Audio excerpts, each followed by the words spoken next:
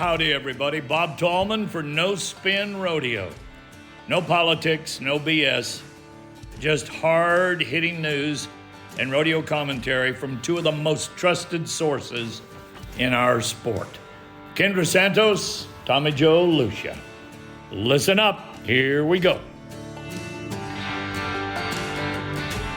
Well, hello, No Spinners. Welcome to episode 46 of No Spin Rodeo. I'm Tommy Joe Lucia, joined by Greg Teagarden and the First Lady of Pro Rodeo Journalism, Kendra Santos. This is our NFR Wrap Up show. So if you're at home and catching up on all of the live shows from the rally, and we hope to do more rallies in the future, we'd love to be at some of these big rodeos doing rallies. We want to know if you want us there. But this is our Wrap Up show. And we chuckled when we said we're going to try to keep this brief. But we're going to kind of wrap up our thoughts. We're not going to rehash who won. If you're not smart enough to look that up and figure it out, then you probably shouldn't be a no spinner. But anyway, we all got home. I take it we're all home because we're all back home. I know I've have not unloaded. So some of you can identify with this. My wife and I load the Home Depot plastic tubs with random stuff, which I think is interesting, like a humidifier. We have a humidifier in our motel room, which significantly improves my health. Ivermectin, like all these weird things, a steamer, and then all the extra canned food so it's these tubs, which I counted them. And I hate to say this, between Donna and I, we have 11 tubs to unpack that just got out of the Piranha trailer. So do you guys do that? No, you lost me at canned food. Tell me you don't take canned food to Vegas. No, don't take it. We buy it there, but I'm too tight to throw the beans away when I know I've got a truck coming home. So I send the pork and beans back home. Okay, I went with one suitcase. You can tell by seeing me every day in my jeans and a jacket. But let's see. 2. One suitcase, that's all you took? Yes, sir. Wow. So, the first time I flew to Texas to work on a project with Ty Murray, and he picked me up at the airport, and I was going to be at his house for a week, and I did not check a bag. And he goes, "Okay, well, I guess I need to take you over to the bag." And I'm like, I didn't check a bag. And he goes, "Oh, my kind of girl." And I've never changed. Low maintenance. You're low maintenance. You're a low maintenance chick. Raised by the he-wolves. But here was our little... This time, Oat and I, the last few years, he every morning makes us each hot water with half a lemon squeezed into it. That's been the deal. Sometimes he cuts up a clove of garlic and puts it in a spoonful of honey. That's sometimes plus. This year, he added to the lemon water this concoction of just a little powdered mix, turmeric, ginger, and cinnamon. So that's what... Now, I made it home, and I'm healthy as a horse, and he made it back to Oklahoma, and he's sick as a dog. So, I don't know, but we both survived. 50-50 chance it worked. Greg, did you take any tubs? I did unload one bag of yours. Yeah, I did. Because we got new bags while we were out there. I had one bag that I brought with me, and then I left. So I left that one because I'll be in Texas in a couple weeks to grab it. But the nice thing is that now the place that we're staying at had a nice, washer and dryer. So it was great. I could have done it with one bag. I didn't open 3 of my tubs. Yeah. I'm like, well, I'm there for 21 days. That means I need 11 pair of underwear. So I think I can significantly reduce it with the washing machine because that changes everything. Starched pants are one of those things because you got to get them starched. So that's one of those things. But we got the cleaners by South Point. But yep. I'm pretty sure I didn't open 3 or 4 tubs of stuff. Yeah, I had half a suitcase. I didn't even pull stuff out. It was still folded, nice and packed in the suitcase when I went to go pack it. So maybe us two thugs ought to learn something from the renegade up there and pack light. Raised by the he-wolves. I did not have a washer and dryer, but when I get to I think it was day 15 of my stay, here came the last pair of clean socks, the last pair of clean underwear, the last pair of starched jeans. So, I had all this stuff. It was just down to the wire. Oh, no. I think you rewore. No, I think you're no, not I don't telling do us that. that you I double no, dip. no, You I'm not double the dipped and you're not telling us. I don't do the bull rider and turn my underwear inside out. No, I do not do that. Okay. Well, so we're all back. We're all alive. Everybody's back. I thought, and I'm going to kick it over to you, Kendra. Here's one thing that I have not recognized that I'm going to say. With the average, the way the NFR is set up, it's really well done for the fans. It's very compelling, very hard to follow if you don't know the game. That would be the negative. Kind of hard to figure it all out. But the fact that that last round for almost every discipline was so compelling is fantastic. So handing it over to you, Kendra. Well, I have a piece of housekeeping since Oat. I came west and Oat went east, and he told me he listened to 9 of our NFR episodes on his way home, and he said, I heard you make one mistake, and this is a mistake that like I would not make in my sleep, but sleep deprivation apparently got me because he said, um, you said that Rowdy Parrott is married to Caleb Schmidt's sister. And I'm like, I did not. I would never say that. Well, he goes, no, no, you really did, and I believe him. So to correct myself and now that I've slept a few hours, um, Rowdy and Caleb are married to sisters. There are 2 sisters married to those 2 cowboys. Rowdy's married to Lynette. Caleb's married to Brenna. They are Bylers, and their brother Will and his wife Bailey were the couple that died in the helicopter leaving their wedding a few years ago, the same day Tyler Wagaspat got married. So Will, Brenna and Lynette's parents, Carrie and Bill, they were out. They're kind of like Clyde and Elsie Frost. They were in Vegas cheering other people on and cheering on their son-in-law, Rowdy Parrott. Those are lovely people. They're really nice people. Um, and we give a Will Byler buckle at Oates Junior State Wrestling, and they always show up for that. They're a really cool part of our rodeo family, but I apologize if I really said that because I know better. Anyway, um, Oat didn't find anything I said offensive or wrong. Or are you just not telling me? no, he didn't say one word, not one word against anything. And I Whoa. think Ode appreciates people who speak their truth and speak their minds. So But shooting I directly bet Oat is is, just listening to you. He's probably not listening to me. He probably ignores me. What do you think? well, the last time we were at the Lazy E, he did buy a silencer for his gun. So maybe he doesn't bash people. He's really good about that. He's Oh, really, I guess well, what I'm saying is he could be taking a whew. shot at you, but he didn't say anything. He has a silencer to shoot coyotes, folks. I don't even Thank you. understand this. Thank you for clarifying that. The last He time is I from was Oklahoma. no, They do take things in I their own know. hands.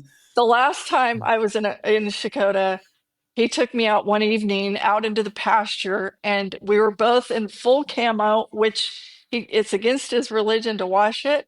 And so it's a little bit gamey. So there I am in the double X camo that's gamey, and we had to sit like in the bushes while he's doing some call that sounds like dying rabbits or something. Anyway, Did you wear face paint? no, but I wear something where you can barely see my eyes because it's all camo all the That's whole great. thing. We need a photo of that to put Yeah. up if you don't mind. Okay. Anyway, so okay, so obviously, and I agree with you, we're not going to rehash everything that happened. We got on such a roll out there, like getting to go the next morning after every round. It was so fun, and it was almost like I think for all of us, kind of a letdown that we didn't have an 11th episode that next morning, but we all needed to get home. But anyway, everybody was either there, saw it on TV, or has read something. Everybody knows basically what happened. But there are a few stories that really still stand out to me. And obviously, uh, Cassie Mowry, that was insane, riding her late fiance's horse Jarvis, horse of the year. she won 5 rounds in a row. That was insane.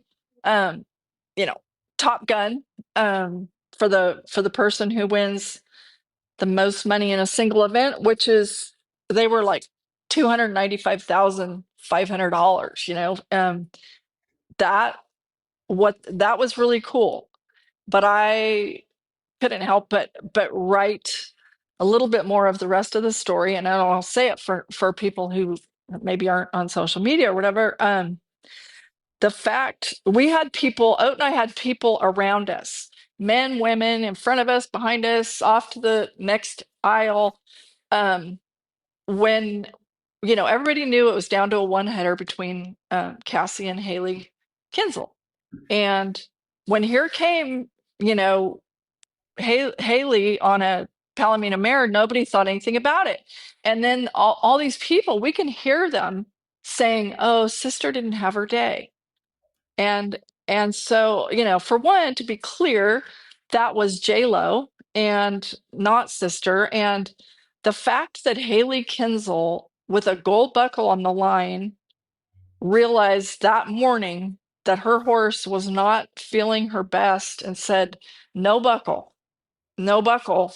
Will I saddle her up today and ask her for her life?" That's pretty cool. Well, repeat the paper name of Jarvis. Jarvis is Force the Goodbye. I mean that. The whole thing is just like angels, and so, or one angel named Michael Boone, whatever you want to say. But Cassie kept saying, I mean, she said to me when she was driving out there before I even left home, and she was like, "This horse, this is an indoor horse. This is a, raised at fraternity, going to the fraternities, going in little tiny coliseums. He was never meant to go outside." But this summer, when she was, she needed to keep her promise to Michael, who died June 1st, and her other horses, her normal outdoor horse couldn't go. And she had a decision, like, and so she decided, like, kind of on a lark, to ask Jarvis, throw him in the outdoor pens, and, will you? I don't expect you to do this, but if you want to do it, and he was a superstar everywhere, every condition. And she's like, "I'm telling you, I was just along for the ride. He carried me to get here. He's carried me through this whole deal. Like, I was not up for it. I didn't want to leave home. I didn't want to get out of bed. But this horse, like, rose to the occasion, but and to get there, in 27 rodeos, like, it's insane."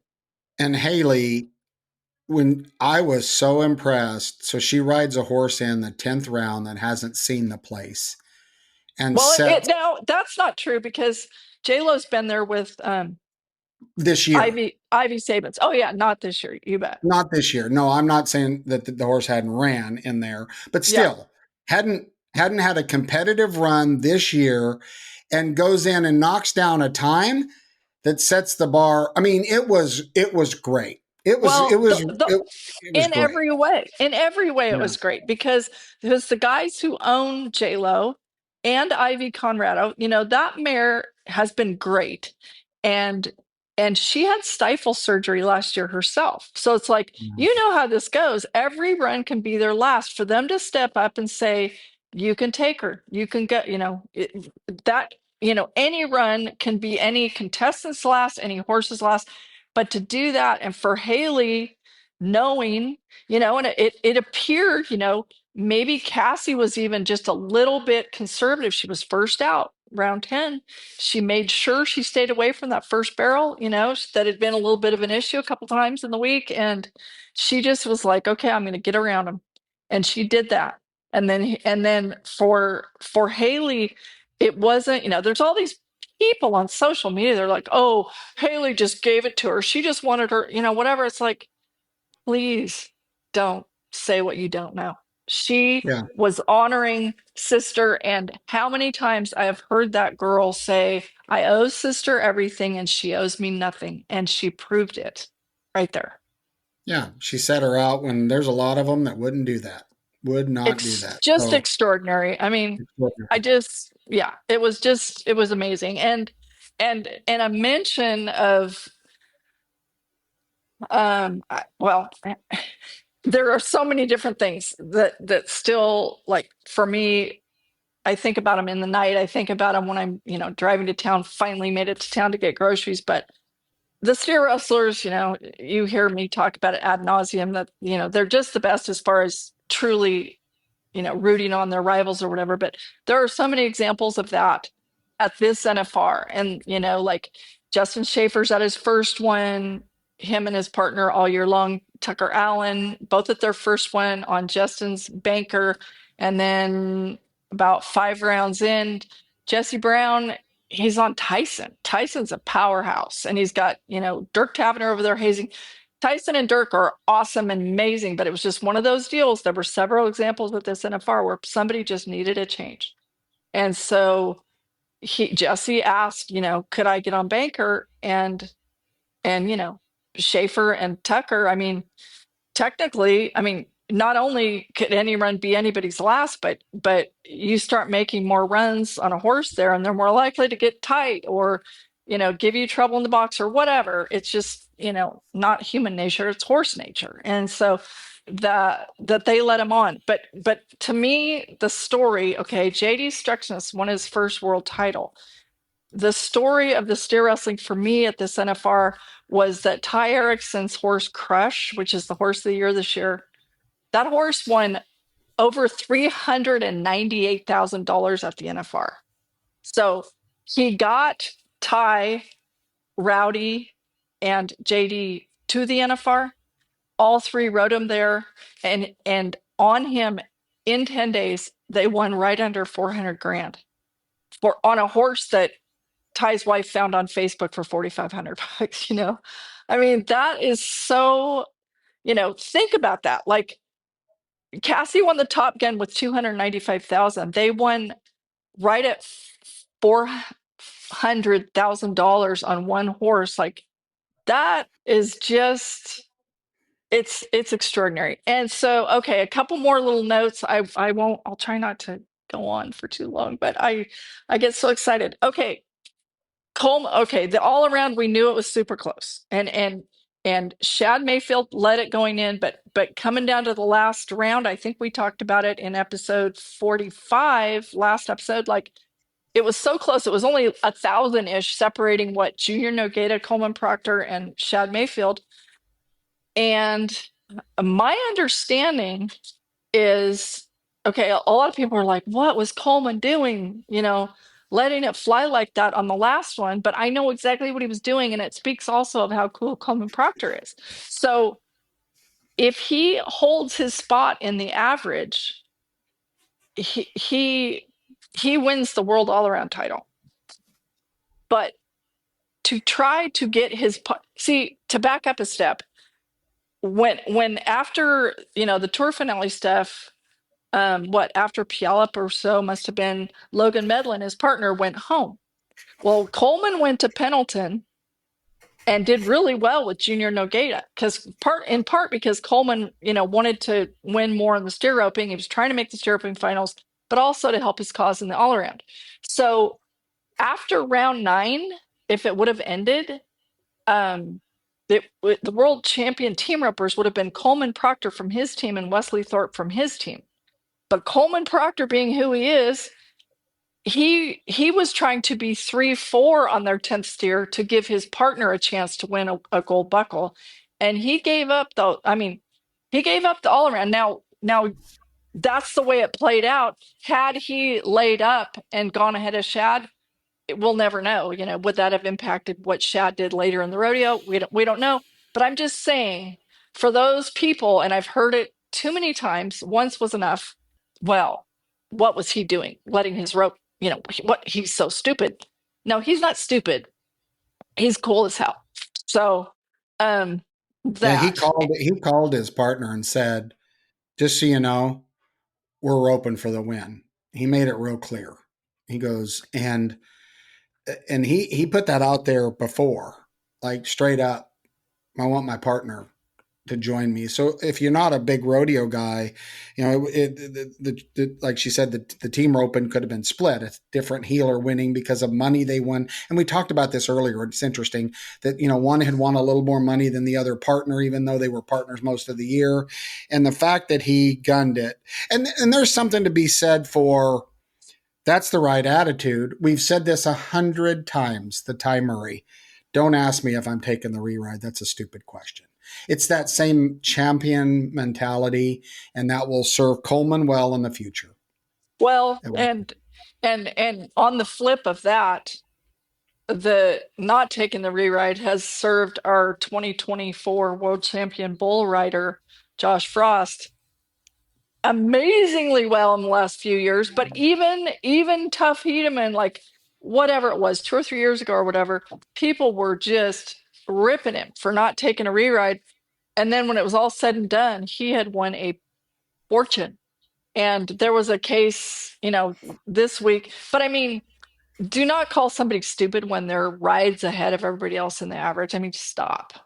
That's just silliness. So, and I'm not saying that that's a businessman's decision, but there is a mentality, I think, that Ty leans to, and that is, I've got to expect my next competition to be the best, right? And you have to go for it too. And again, they made the absolute. There's been times when I've said, "What are you doing?" To Ty, right. By the way, in person. Remember what year was it that when Daryl Mills? Remember when Daryl Mills won the world? There was something about, or when Ty won the world and beat Daryl Mills by $2 or something. There was, I'd have to go back to so many years ago. It's decades ago. But there was something where everybody was like, oh, Ty's so stupid. He threw away a score. And then that was the difference for a world title. So anyway, and I'll say, my first NFR was 1987. And one of my, most memorable joys was seeing my friend Lane Frost win his world championship. And to, after all these years, Clyde Nelsey sitting there behind those buck and shoots, cheering for everybody else, to now see, another Frost win it. It really touched me. And when Brother Joe came down there, pushing a stroller with a baby girl and two others in his arms, because he's an incredible dad. But that championship was for Joe and Josh. I mean, they really, it was, there's no reason other than fate that Joe didn't win a world title before, fate stepped in and said, you're done right here in your prime. You're just getting warmed up and you're done because for medical reasons. But gosh, he took that like a man, and he was so happy for his little brother. It was really, really cool. And remember too, they have another brother, and he's the one that almost got killed in a car wreck going to Pendleton a couple years ago. So here he comes, and but I'm really happy for the Frost family. Yeah, I will shout out. So all you Texans, Rodeo Texas, Rodeo Oklahoma, you may want to look across your dashboard and take a look at Rodeo Utah. Rough stock, all the riding events, Utah World Champions. You can look through the top leaderboard of every discipline and see Utah. We're training them in Utah, starting them young.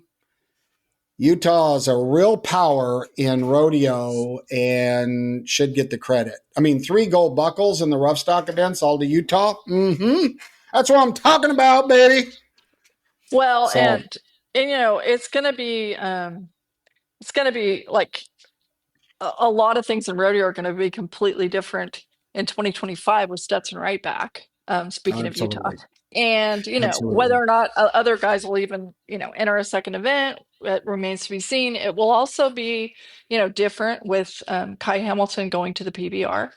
And hopefully we haven't seen the last of him in the PRCA. But another thing I would like to mention before we move along is that I'm such a nerd that we stay and watch them run the extras every night. And for that Joel Harris ran the extras last year, and that he was there roping for the first time this year was really cool.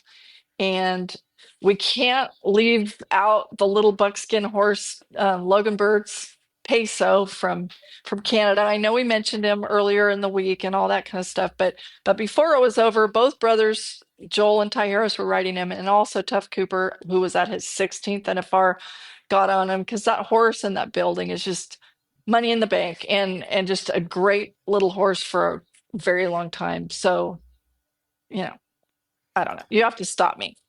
Well, for the no spinners that aren't knee deep into rodeo, there's an all around title. That's the cowboy that wins the most money on multiple disciplines, right? 2 or more events. And just to put this in perspective, because this is $335,000, and it was won by $675. That's like 0.002%. Like, and by the way, when Shad roped that ducking off to the left little calf that most people would have waved off and looked back at the judges and said, this isn't fair. When he put it on him, that gave him that buckle. And we talked about it. I mean, that's just coolness. That's cool. Yeah, and cool. I thought it was really very mature for Shad to be, as he and his, also in his corner there, Fred Whitfield, were saying, we're here to play the long game. And it was very mature, because he didn't panic. It would have been really easy to panic the way things were going with Riley Webb, because Riley Webb had nothing to lose and was in a zone. And so that would have shaken, plenty of people, but it did not rattle Shad Mayfield. And just for fun, let's mention who ran the extras this year to see if maybe next year, because this year, Kyle Lucas from Canada ran the extras, the extra calves. Mason Couch ran the extra steer wrestling steers with Riley Duval over there on the hazing side. And Corey Kidd and Nikki Northcott ran the extras in the team roping. And Nikki Northcott just turned 18 years old. He's a 1996 world champion team roper, Steve Northcott's son. He looks exactly like him, if cloning's possible. Watching him run watching him run the extras,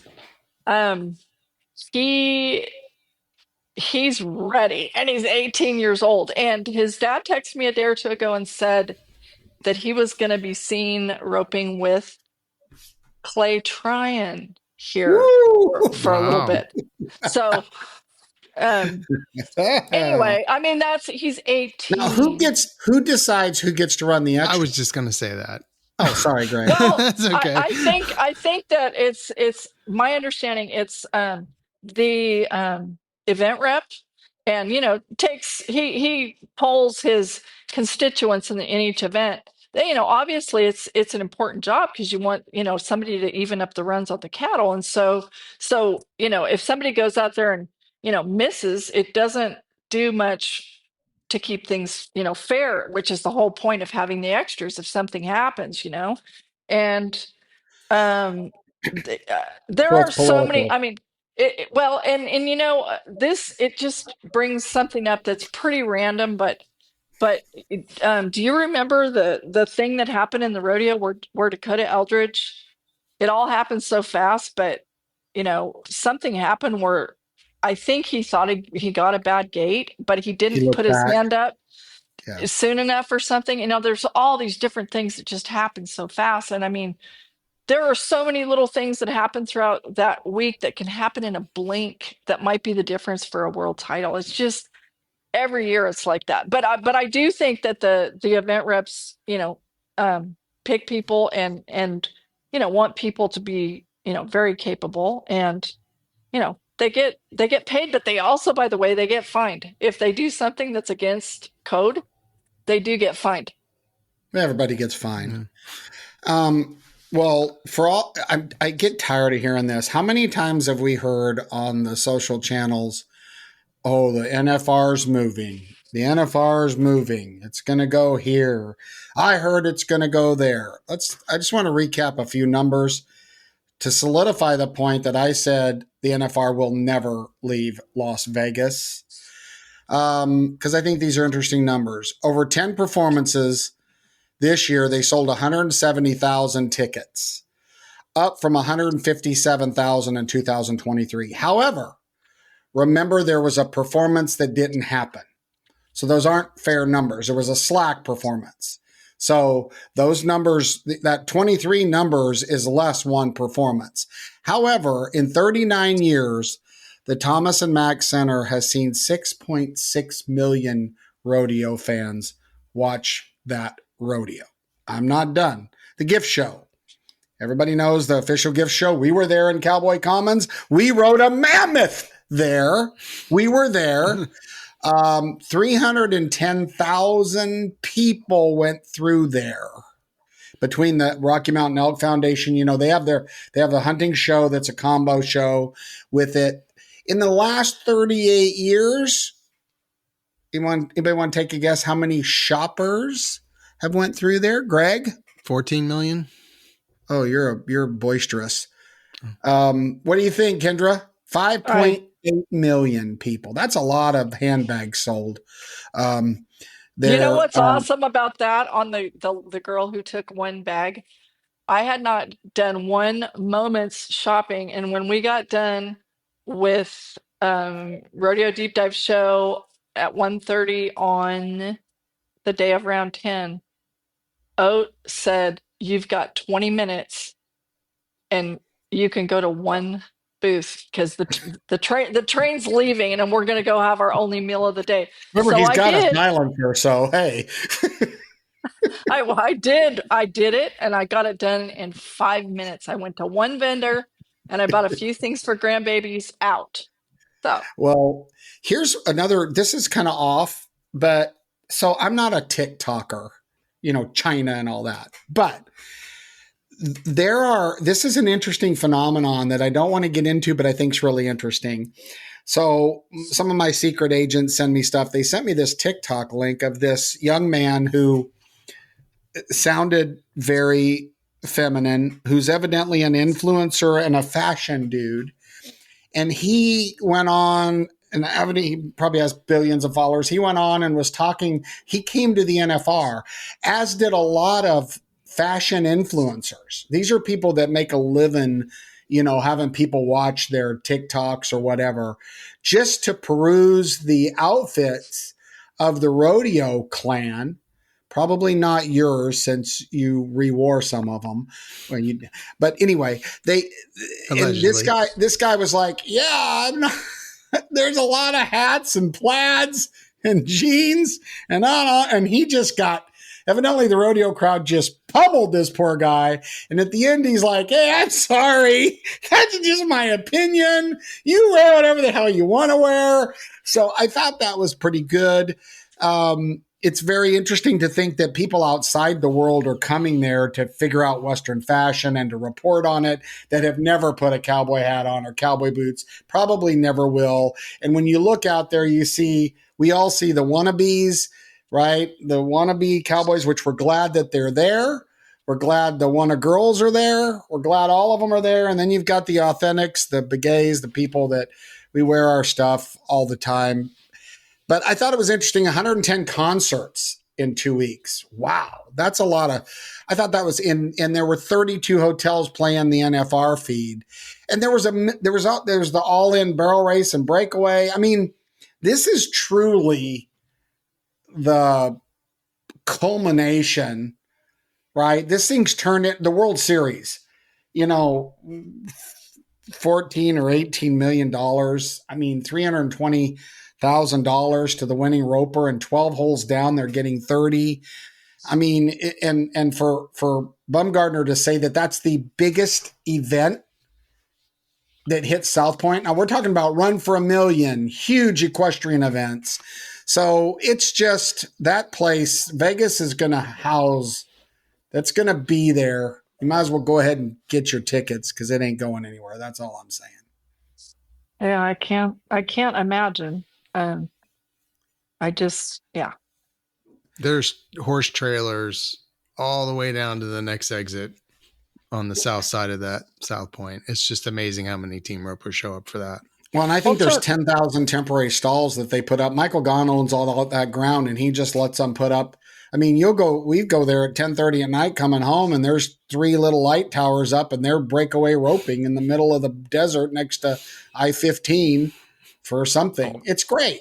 and to It's great. remember that when it moved to town 40 years ago in 1985, Vegas was a ghost town in December, which is a big part of why they wanted it there. And Brilliant. now to what it is now, beyond. Benny Binion. Yeah. Now, I did watch something interesting on the local news, and they were kind of surveying the locals.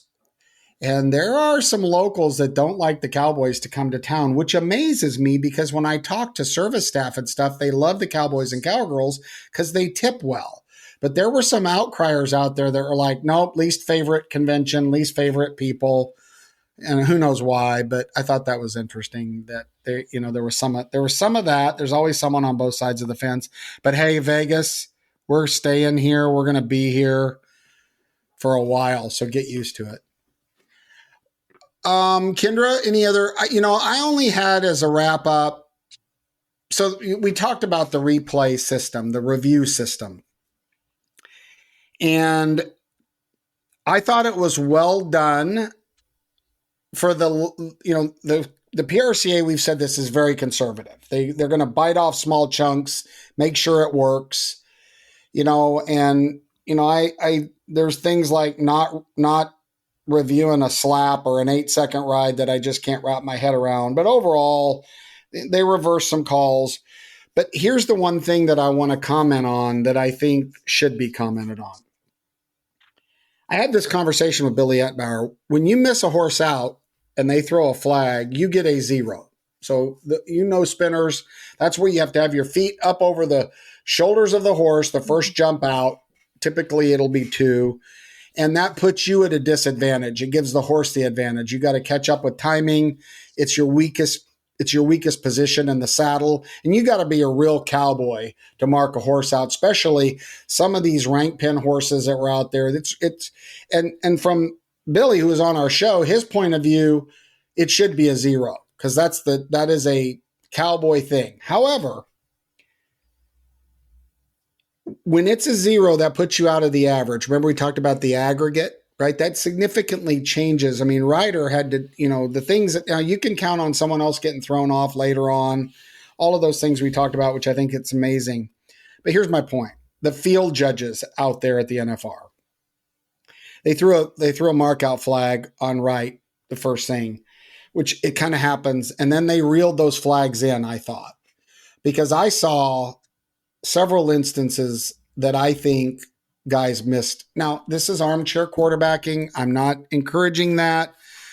But if you're going to throw the flag on one guy, then that's the problem I have with it being a disqualification.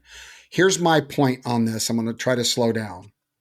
Those field judges should have felt empowered to throw the markout flag. Why? Because the review judges would review it, and if they got it wrong, they corrected it. But if they didn't throw the flag, right? If they didn't throw the flag, it didn't matter if the replay judges saw that he missed him out. The field judges have to instigate that.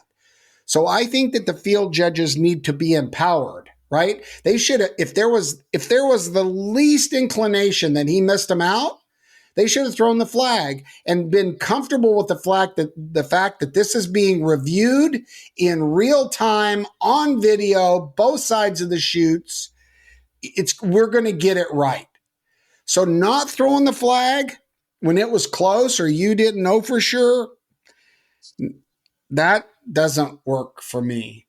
I think those field judges should have been empowered. They should have thrown flags, and maybe they did.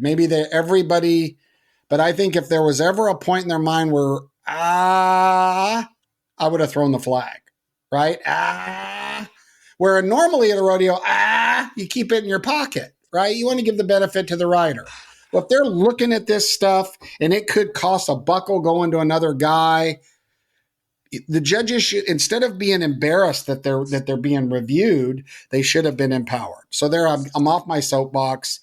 But when you're taking a complete score away from a guy that wrote a rank one based on a couple inches of where their spur was and something you're seeing in 1.5 seconds. Sorry, got on my soapbox. It's all But good. there, No? And on the bronc riding, I think it's worthy of note because a minimum, seriously, of 18 people have asked me why Logan Hay, they announced him as 89.5 points on his last one. And for one thing, he was supposed to be on Calgary's Birch Bubbles, but he couldn't get out on him. So he took a re-ride, which was also a Calgary horse, Exotic Warrior. He makes this amazing ride. They say 89.5. And then I don't know because I haven't watched the telecast, but so many people today even are still messaging me and saying, why was Logan Hayes 89.5 taken off the board in round 10? And the way it was explained to me is that it was something about having two hands. I don't know if his two hands were on the rein. I don't know if it was he had one hand on the front of their saddle as they sometimes do. Somehow, some way, when he broke the plane of the chute, he had two hands down, and I don't know if somebody at that moment threw the flag. I don't know because it all happened so fast, but I know that they announced 89.5 and I know he was 0 and they said it was because he had two hands down at the start of the ride.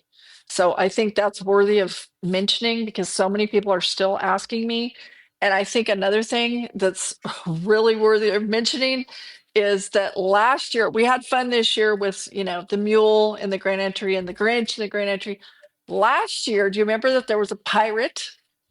And yep. the pirate was Hayes Waite. Well, no one ever says anything about round 10 because they do the victory laps about the go rounds in round 10 because they do the victory laps on the average. Hayes Waite was the only guy who made the whistle in round 10 and he won $108,668 on one ride and 108 of the 164. So he wasn't having a great NFR. 108 of the 164 he won at the finals was on his round 10 bull, which made him the reserve world champion. That's kind of big. And by the way, Wow. we're back in Utah with last year's pirate Hayes Waite. Well, Well, no, I I have a do. question. Do they Okay. give you? Does it come from the PRCA? Do they give you sheets as a media rep that the what ifs? Because I've got one more soapbox to climb on. But do they give you what ifs? Because it looks like everybody out there, all of the talk show hosts, and there's a bunch of them, Ask Flint, all of the different, people that are out there, they're all doing their own math, right? On all of these things. I did some of my own math. But, as we grow into a multi-million-dollar sport, stats matter. And these things can be figured out. Greg, you brought it up. Yeah.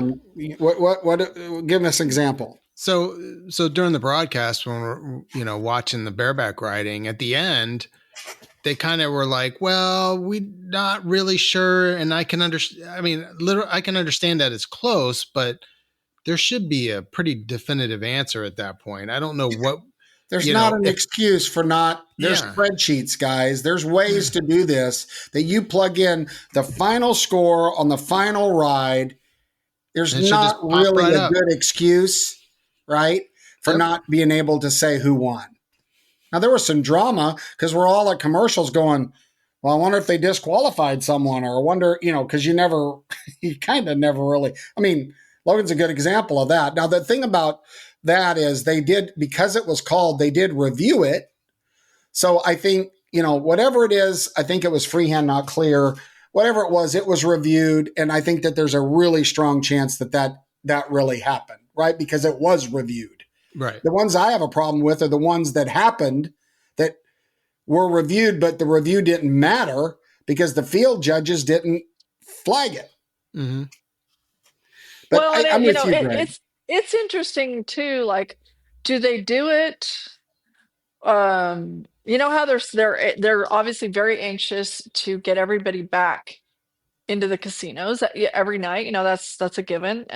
But on the last night, there is a question mark as to why they make the decision to why don't they say right then and there, why don't they bring the world champion for a victory lap? They make everybody wait till the rodeo's over, and a lot of people have left to go get in the cab line. I'm not sure, what the train of thought is on, why it's different on round 10, why they want people to stay. I'm not sure. Well, I do feel the speed does affect, like when you're watching it on TV, because they're so fast. Like you brought up the score that got taken away. I mean, it was basically, oh yeah, he got a 0, and then they went to break, and there was nothing ever, brought up behind it, or well, they never got back to it. They buck horses before the score in their Super Bowl is announced from the previous rider. Yeah, like there's too fast. It's too fast. Remember, everybody that's here is following the sport. And right? 10 more minutes is not going to, in Vegas terms, it's probably millions of dollars in the casinos, but, Yeah, I just think, I'm with you. I remember watching it, Kendra and Greg, and thinking I would probably figure out how to crown the world champion to put a button on that event discipline, right? I think. But again, it's still good. Again, I'm not overall fantastic event. Being critical on a few things, but it is, come on, we're talking about millions of dollars now. Like this isn't, it can't be, well, I didn't get the mark out, but in the rodeo season, I probably got it when I shouldn't have. No. This is the Super Bowl. Time to pull up our boots. Yeah, and the story was very compelling, though. The whole round 10 was very compelling. Every ride, every run mattered. So I felt like that was a great, it was good watching. It was great. Before we have to mention too, because I think it's pretty cool that glorious horse of Tomas Garcilaso's Hollywood was retired during the NFR. Yes. And he deserves a standing ovation. And I remember years ago being in, I think it was Spanish Fork, Utah, because I went there with John Growney to get Lane Frost was inducted, and maybe Red Rock too. And we went there to accept that for the Frost family. And I point blank asked him, I'm like, okay, is that mane real? And he took me and he showed me, he goes, Kendra, I promise you. And I'm like, okay, what do you do? And he's like, no, this is his natural genetics. And I'm like, I've never seen anything else quite like that. So pretty cool. Absolutely gorgeous animal. And the fact, it is also cool on that same note that Tomas's son performed in that arena. And that's kind of what we talk about our culture is, right? If you look at the stuff that happens at our Super Bowl, it's because we are real, right? When we recognize service members and take a performance to recognize the people we've lost. While we throw around in this show, we throw around all the stuff that needs to get better. We have got a badass culture and sport, and America needs more of what we are about. And as long as we don't change our ways, I'm still going to open doors for women. I don't care if the woman doesn't like it. I've been saying yes, sir, and no, ma'am to people since I could talk, and that's not going to change. And Godspeed that our culture that fears God. Look at how many people gave credit to Jesus for winning. Like we've got great people. That's why we do what we do for not as much money as we should get. But wouldn't you both agree? I'd love to hear, even Greg, who was completely outside of this 15 years ago. I brought him into it. But we're a cool bunch of people with a cool Super Bowl. Well, clearly, yes, there are a lot of ways to make a lot more money than rodeoing. That's for sure. So for the love of the game thing is certainly for real. I'm proud of us too. And I have also, since I busted your chops the other day for saying that the little lady couldn't go shopping without your credit card, and I corrected you on that, I will also say I agree with you. I applaud you for opening doors for women. I've never known a woman who didn't appreciate it. I love it when Oat or one of my sons or whomever opens the door for me. And I open the door for my elders, men and women, and it's courteous. And I love that my sons, because they learned it from my father, who was a cowboy, when they meet a woman, they take their hat off.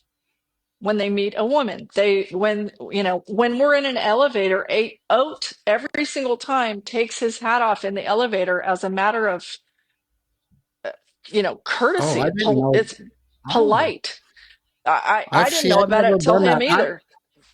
I've never taken my hat off. I didn't know that. I'm always the last to leave the elevator, but I never thought about removing my hat. Wow, Oat. Well, the other one that my dad taught my sons, and that they do, and Oat does it also because his mom, Mary Lou, taught him too, is when you're walking down the road, walking down the street, the man always gets on the outside, Street side, yeah. street side. So Yeah. from back in the olden days, or to make sure if a car drives by, or back then a horse, that the splash will be stopped by the man before it hits the woman. I think that's lovely. I mean, every woman wants that's a sign of respect to me. Chivalry, yeah. It's Yes. respect. That's Chivalry is exactly. lovely. It's a wonderful thing, and it should not be lost. And I think cowboys are pretty darn good at it. Maybe not at the beer stand every time, but if she's there, she can take her. She can, she's choosing. Mm-hmm. So There's dark sides of cowboys and cowgirls. There's a bunch of people out there shopping for more than handbags. So that's okay. Maybe there's no telling what all was swapped in Vegas, but what happens in Vegas stays in Vegas. So, but just to recap, we are blessed. I am blessed with three families. My family, my personal family, my piranha family, and my rodeo family. And I think a lot of us feel that way. We live and breathe in an industry that's real, that people cry and hug. And how many times do we show up to a rodeo arena? Greg has learned this. You show up, you see somebody you haven't seen in a few weeks, you visit about it. Oh, where'd you go? And if you need anything, if any one of us needs anything, we have way more people we can call than if we weren't in this business. I'll put it that way. And it's they'll true, show up. yes, and these people become friends for life. This year, every year it's different, but every year where Out and I sit, there's a contestant's family right with us. And last year it was Luke Brown, the Team Rippers family, and this year it was bareback rider Taylor Broussard's family. And I sat. Oates sits on the aisle because his left legs needs to go out in the aisle, and I sat between him and Taylor Broussard's cousin Brock. And what an amazing guy! I mean, he fought off a brain tumor, and it just a wonderful person. And now, if I ever see, I mean, I hope I see him again. And Brock's or Taylor Broussard's parents sat right behind Oat and I. What cool people! And we ended up visiting throughout the perf every night, and it's just, and so forever those people will be our friends. It's really, rodeo is amazing like that, and we're so proud of the people, the things people do in our rodeo family. Like, it makes me personally proud, profession aside. Like, these are our people, and it's a of course there's one in every crowd, but as a rule, real deal cowboy people are just extraordinary. Well, hats off to the Las Vegas events. Hats off to Alan Reinheimer and all of the production team at the NFR. Hats off to the PRCA, Mr. Glaus, Mr. Woody, everybody down through the staff that worked with our staff. Hats off. Amazing, great job, great event. We're coming on Christmas. I think I'll kick this off. Behold, a child is born. everybody Merry Christmas. Try to remember what Christmas is about. Maybe even pop open one of those books and read the story to help remind us what Christmas is all about. Hug and love each other. We love you for listening to us. I'm going to kick it over to Greg and Kendra to sign us off. But from my point of view, Merry Christmas. Be safe. Be blessed. Hug the people you love, because we don't know when our expiration dates are. Greg? I just want to thank everybody for a great year listening to us, all your feedback, and everybody who watched us during the last week at the NFR. Just everyone, just take the next couple weeks, enjoy your family, enjoy the time you have, enjoy the holidays. Merry Christmas to everybody, and let's start off a new year great. I have one question before I tell everybody Merry Christmas. And this is to my rodeo family and to you guys, to anyone who has a solution. How am I in 2025? You know, Miss Charlie girl, my grand girl, is like, well, we made our first batch of cookies together yesterday, and Yeah. she Love nipped making into Christmas the cookies. dough. That's my girl. But how Kendra is going to navigate having a baby in California and a baby in Texas, how is KK going to do that? I frequent flyer miles are one thing, but I'm going to look for like, beam me You're in, not going to and be home because, much. oh my goodness. Anyway, it's so amazing. And we are so blessed and grateful for it. So Merry Christmas, one and all, because I mean, I wouldn't trade our rodeo family for anything. Well, I'll give you the answer. It's called FaceTime. That is worth it. You will sit and FaceTime and get a little bit of a dose. You might want to hug them and kiss them, but FaceTime is a good alternative for all of us that travel. Trust me, my Ash man FaceTimes me all the time, and just to play with him, he sets me in the wagon. Like I'm just here FaceTiming, looking in the sky while we go on a wagon ride. So that's how you're going to have to do it, Kendra. When you're not with one, you're FaceTiming the other, sister. Fair enough. I'll do it. Merry Christmas. Thank you, No Spinners. Thanks for being a part of our team and a part of our family. Be blessed. Have a great and fantastically safe holiday season. God bless all of you.